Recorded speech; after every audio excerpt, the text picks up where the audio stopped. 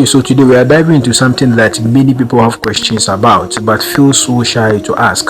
That is the Ghusl of Janaba, or we call the spiritual bath. Now, many Muslims are confused and some don't even know what they are supposed to do in that particular situation. Now, others are also doing it, but they are not sure if they are doing the right thing. But don't worry, because today I'm going to walk you through every step from start to finish, and I'm going to be discussing with you when the Ghusl of Janaba is required, how to do it, that is the exact steps, and then how to do it in different life situations. That is, if it is with a bucket, shower, or even in a tub or in a pool. And also I'm going to be discussing what does and doesn't break your ghusl afterwards.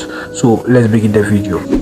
Now, first and foremost, what is Ghusl Janaba? Ghusl of Janaba is a full body purification required when a Muslim enters a state of major impurity. That is what is called Janaba. It usually happens after sexual activity, ejaculation, or menstruation. And it is not just a physical cleansing of dirt. It is a spiritual cleansing before you can even pray, read the Quran, or even enter a mosque. So then, when do you have to make that Ghusl of Janaba? Now, the first situation that will actually require you to make this Ghusl of Janaba is after sexual intercourse.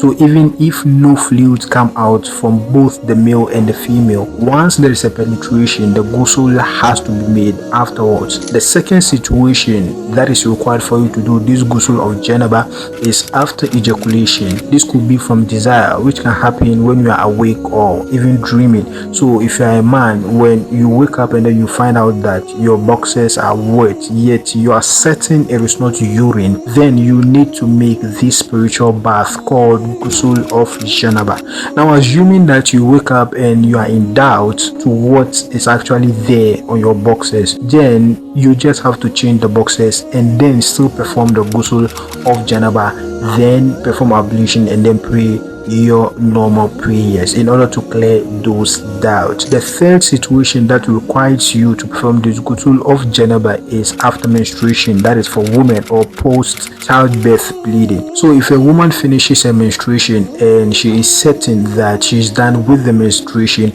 then she needs to perform this spiritual bath afterwards. Now, the same thing applies during post childbirth bleeding. The fourth situation that requires you to perform this Ghusl of Janaba is when you become a new Muslim. Now, some scholars say that new Muslims should actually perform this Ghusl of Janaba upon accepting Islam, although it is not mandatory, but it is highly acceptable if one does it. And so if any of these situations happens to you, you cannot pray, you cannot touch the Quran, you cannot even do tawaf until you've made that Ghusl of Janaba, or what we call the spiritual bath. Now, here is the practical way of doing it, either under a shower, in a pool, in the bathroom with a bucket, or elsewhere. The method is still going to be the same. Now, the first step is you have to make your niyyah. That is what we call the intention, because the Prophet ﷺ said that innamal a'malu binniyat, that every action is judged with an intention, and so you cannot perform the bath without intending to do that particular bath. The second step is you have to say Bismillah. Now, you don't have to say it loud in the bathroom or the shower, and some scholars even say that it is not needed or it is not mandatory, but if you say it, it is highly acceptable. The third step that you do after saying the Bismillah is you wash your hands 3 times.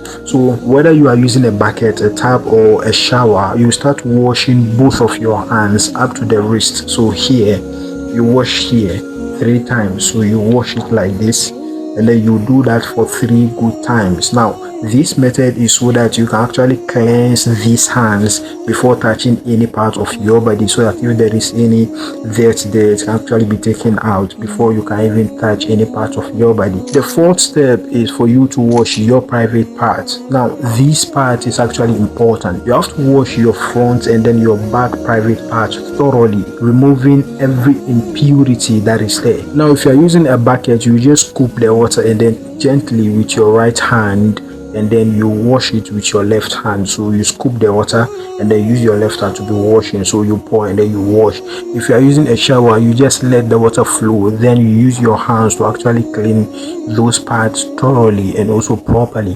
If you are in a pool, well, there is a condition here, that is if you wash your private parts in the pool and then the pool is flowing away, then that is fine. But if the pool is stagnant after you wash your private parts, that makes the pool invalid for ghusl, provided that the pool is actually very small. But if the pool is large, washing your parts in the pool will not actually make the water invalid to be used for the ghusl. Step number 5 is for you to make wudu, that is, you make ablution like you are going to pray. Now this ablution is going to be the exact same ablution we do before prayer, so you just do the same thing. You wash your mouth, you rinse your nose, you wash your face, wash your arms, and then wipe your head and also your ears. So step number 6 is you wash your head 3 times. Now washing your head 3 times is to make sure that water reaches the root of your hair and also your scalp. So in washing your head, what you are going to do is that you make sure that you pour the water on your head. This is your head, not here. This is your head. So you pour the water here, you pour it everywhere using your hands, and then you'll be washing inside thoroughly, making sure that the water is going in everywhere of the part of your head. You wash it thoroughly, you wash it really well so that it goes every part of the body. Now when you do this, the water will actually go into all the corners of your hair and also all the corners of your head. Now for women, there is no need for you to unbraid, that is if you've done your hair. You just let the water reach the scalp of your hair so that you can just gently rub it into the scalp and then pour the water thoroughly so that it reaches all parts of their body. Step number 7 is for you to wash your entire body, starting with the right side. So this is your right side. You divide it into, from here down here is your right side. So if you are under the shower, you just stand and then put your right side, then you put it and then be washing using your flat. You just be washing like this until you reach the down, and then you move the seam to make sure that you wash everywhere the water reaches every part of the body.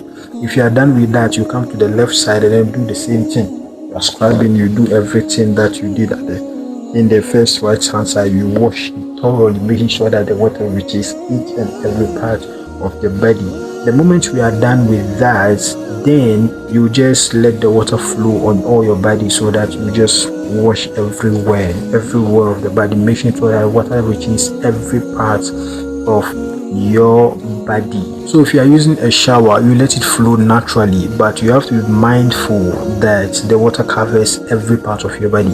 If you are using a bucket, you pour the water slowly and then scrub parts of your body to ensure that the water reaches each and every part of your body. Now if you are standing in the bathroom that has poor drainage, you then have to wash your feet last, and that is what the Prophet ﷺ sometimes did, that is washing them separately after the rest of the ghusl has been done. So now that you know what actually calls you to make the ghusl of Janaba and you know how to do it practically, let us now discuss what nullifies it, just in case you don't know. So once you make the ghusl properly, you don't need to repeat it until you do something that puts you back in the major impurity. But here's a breakdown so far. Things that will actually break your wudu, that is ablution, but not the ghusl, include using the toilet, sleeping deeply, passing wind, and many other things that actually destroys your wudu, but not the ghusl. Now when these things happens to you, you don't have to perform the ghusl again. You just need to perform the new ablution, and then you are good to go to do all the ibadat that you want to do. Now the things that when they happen to you requires a new ghusl, that is the spiritual bath, includes sexual activity, ejaculation, and then ending menstruation or postnatal bleeding, that is for women. These things are what will actually cause you to renew or even perform a new ghusl of Janaba. Now know that ghusl of Janaba is not just about removing dirt, it is about renewal, and so you have to take your time. You need to be intentional. Think of each drop of water washing away sins, doubt, and heaviness. And I know it can be confusing, but Islam is easy, and Allah subhanahu wa ta'ala loves when we purify ourselves. So don't worry much if you are still confused. Just save this video, rewatch it anytime you are confused, and you will eventually commit it to memory. Now, if this video helped you, don't forget to like and subscribe to our channel for more videos like this, and of course check out this playlist for more videos. Until next time, assalamu alaikum.